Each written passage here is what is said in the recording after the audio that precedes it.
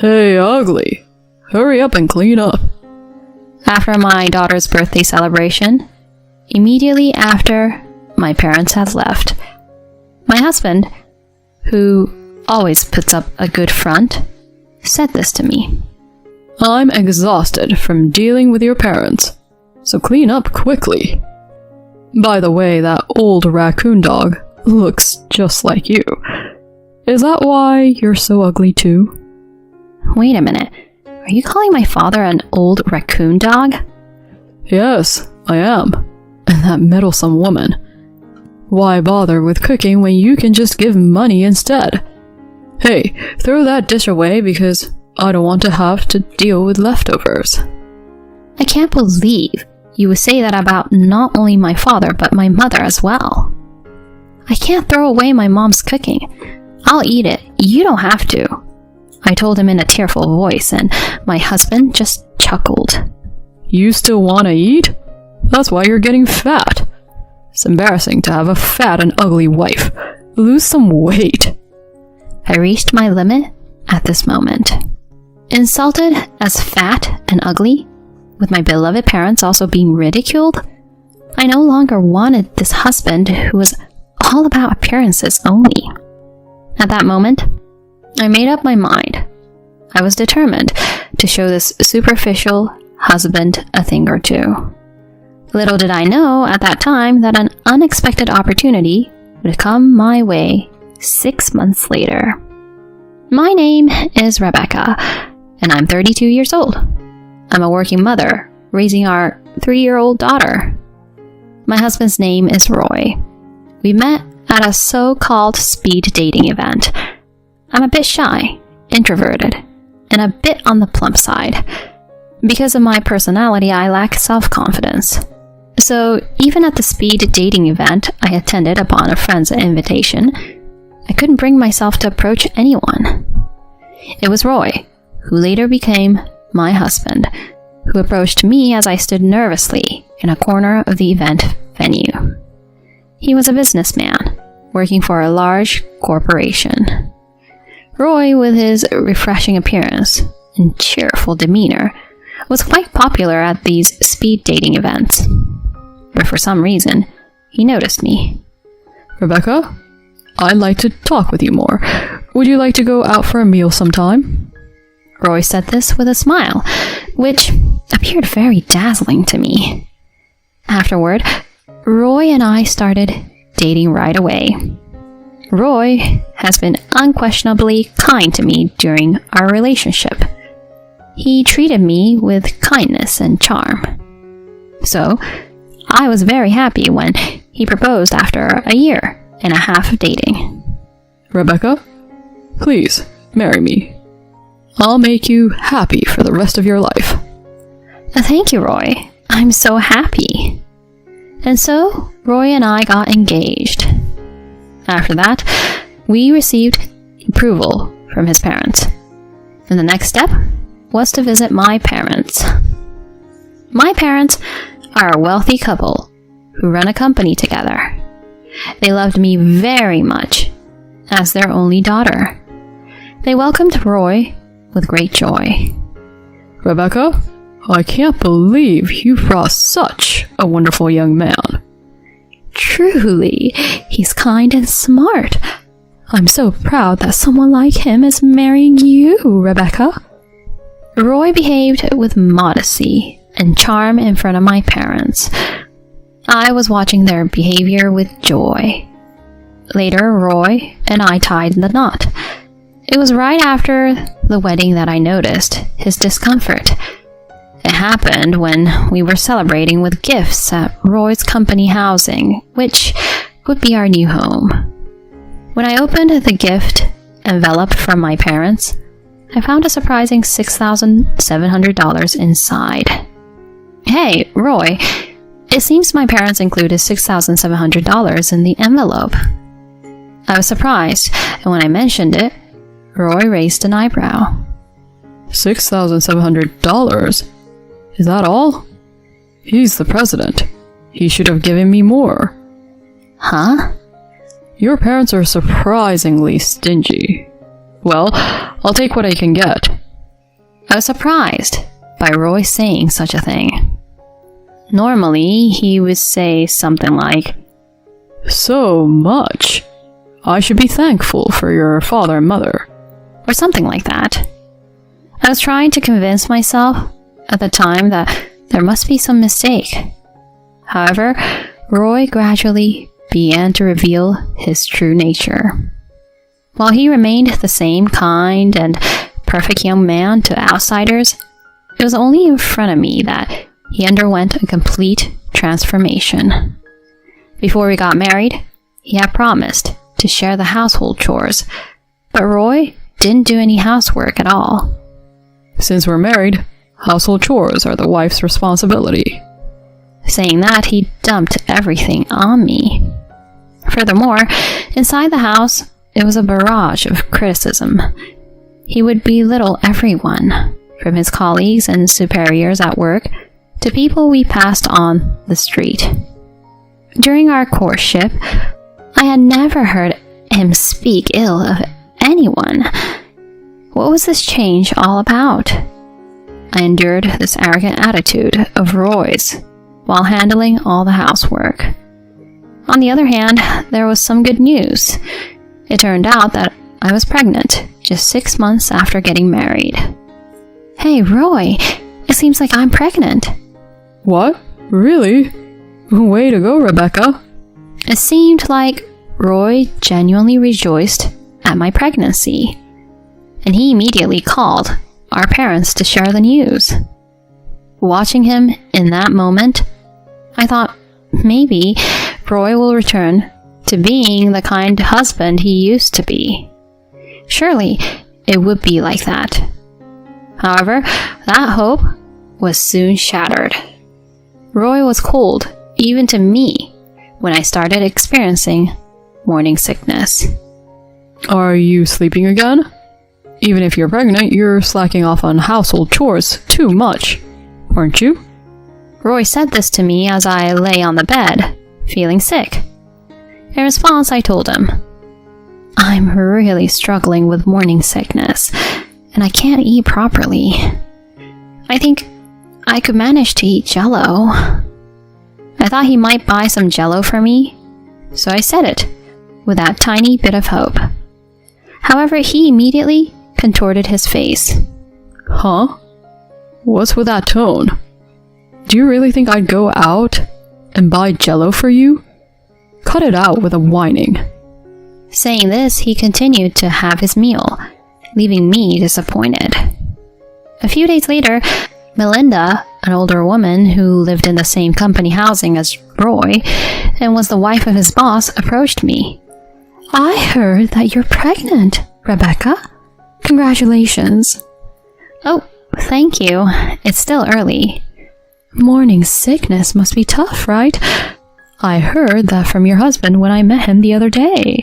He told me that he's doing all the household chores, even searching for and buying Jell-O for you. What a great husband he is." Huh? Even during morning sickness, I was made to do all the housework, and he didn't even buy Jell-O for me. Melinda continued, disregarding my feelings. "You're such a fortunate woman to have such a great husband, Rebecca.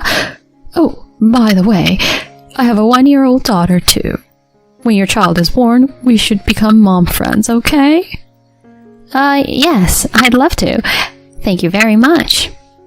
I couldn't believe that Roy was telling such lies outside. I was truly getting frustrated. Afterward, I gave birth safely, and we had a lovely baby girl whom we named Monica. When my parents came to meet Monica for the first time, there was this conversation. "Roy, Rebecca, congratulations. She's such a cute little girl." "Knowing you, Roy, we don't need to worry about parenting. Please take care of Rebecca and Monica." Roy responded to my parents with a smile. "Yes, I even took paternity leave, so you can leave it to me. I'll do my best with parenting." "Oh my, you took paternity leave?" "My wife and daughter are my treasures, so I have to work hard to be a dedicated father." Rebecca, you really are a lucky woman. All I could do at that moment was force a smile. Later, when parenting began, Roy predictably did nothing. Even when Monica cried, he wouldn't pick her up, nor would he change her diapers. Moreover, taking advantage of his paternity leave, he started going out frequently.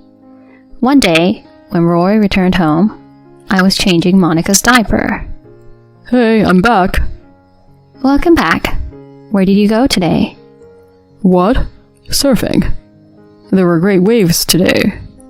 While I spent the entire day taking care of Monica and doing housework, he had gone surfing. As I quietly continued my tasks, Roy seemed irritated and said, Hey, the master of the house is back, so how about serving a beer or something? Can't you see what I'm doing? I'm in the middle of changing the diaper now.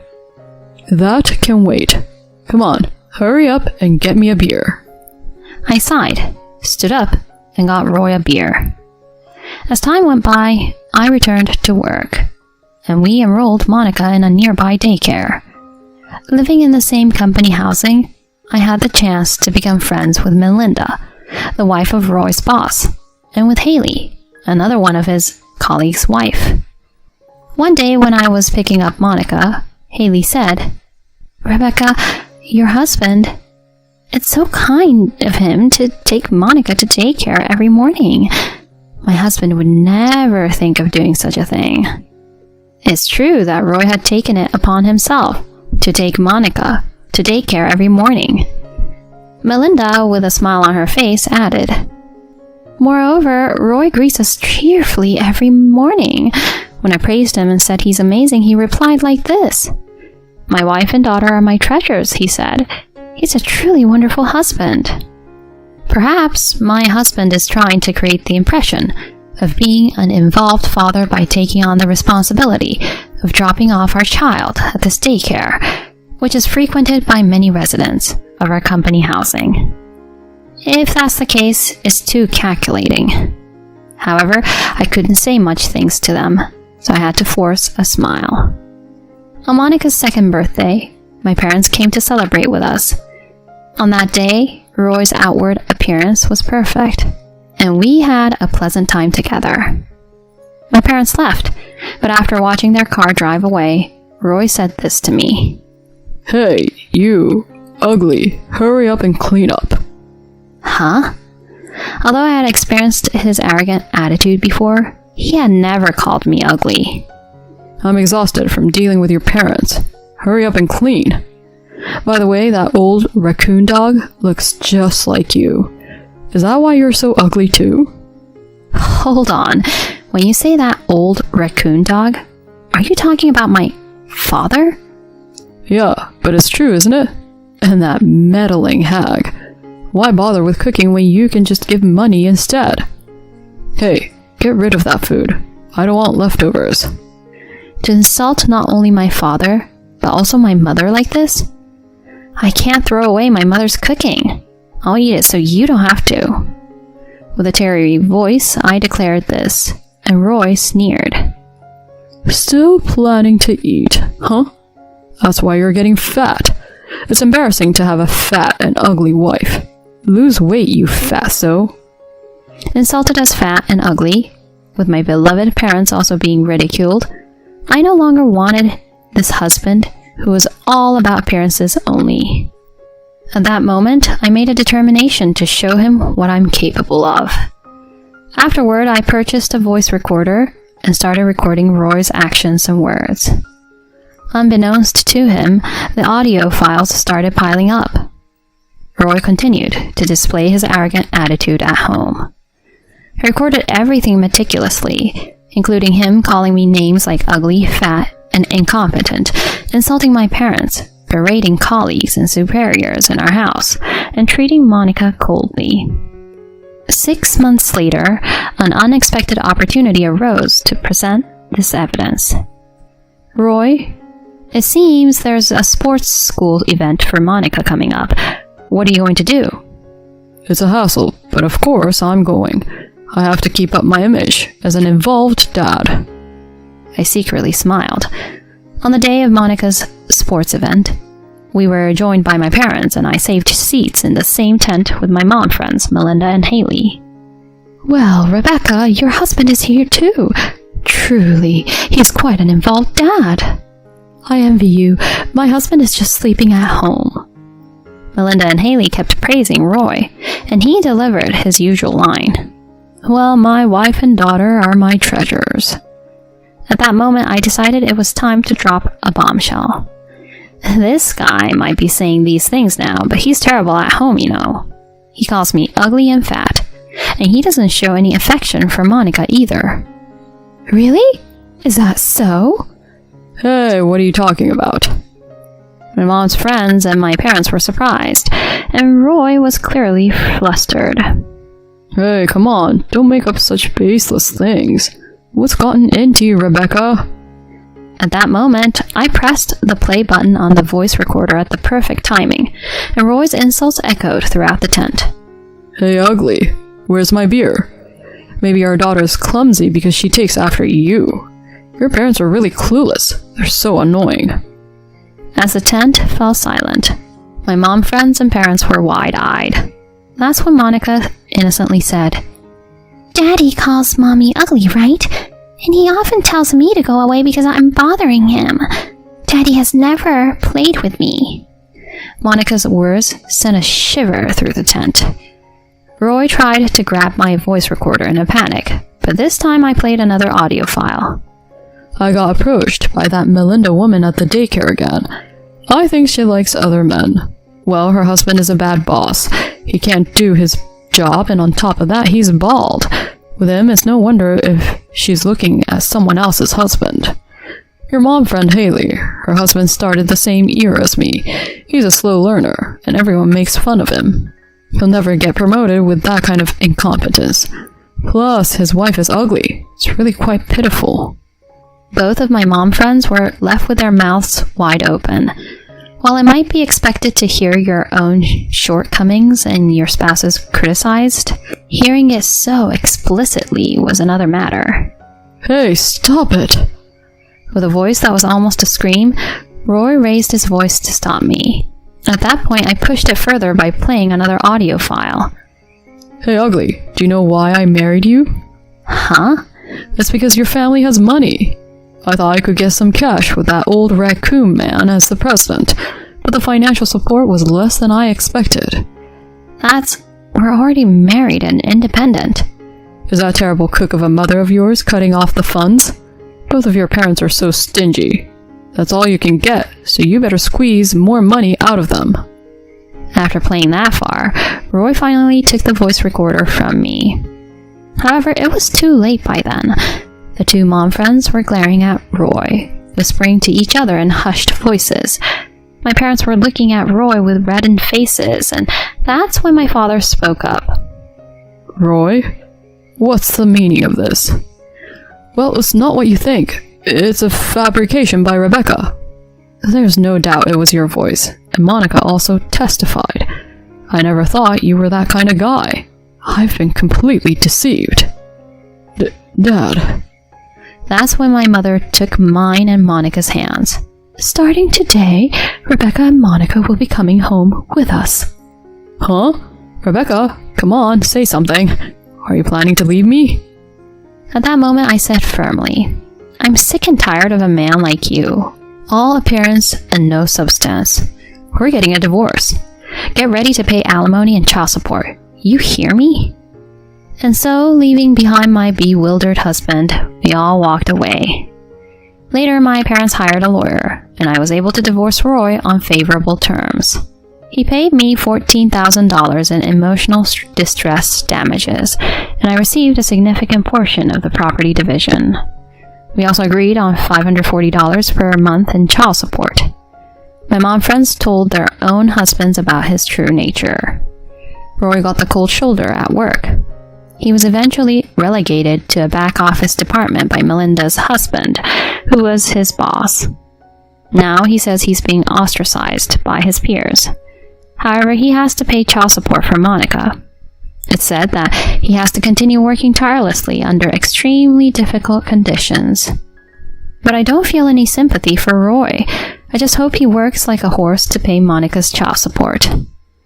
On the other hand, I have returned to my parents' home with Monica and I'm peacefully raising her. My parents also help with childcare. My mom friends continue to be friendly as they were before, and I'm grateful for that. I look forward to my daughter's growth. I want to work hard and live life with a positive attitude as I move forward.